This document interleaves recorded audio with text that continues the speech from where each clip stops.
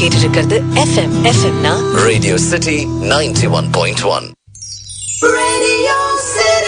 உங்களை உயிருக்குயிரா நேசிச்சவங்க யாரையாவது உதாசீனப்படுத்திருக்கீங்களா லவ் குரு? அப்பதான் இந்த மின்னஞ்சலுடைய வலி உங்களுக்கு புரியும்னாரு வசந்த். உங்ககிட்ட நான் அடுத்ததா பகிர்ந்துக்க போற மின்னஞ்சலுக்கு சொந்தக்காரர் வசந்த் தான். எஃப்எம் முடிவு இருக்கீங்க. FM radio city.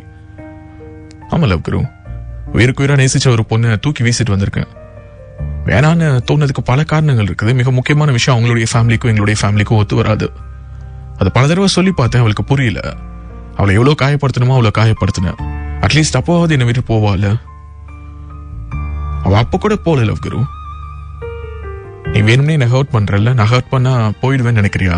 நான் போக மாட்டேன்னா இங்க பாரு, நீயாவே ஒரு அசம்ஷன்ல இருந்தீங்கன்னா அதுக்கு நான் பதில் சொல்லவே முடியாது. என்னை விட்டு போய் தோலைன்னு அழுதுகிட்டே தான் என்னை விட்டு போனா.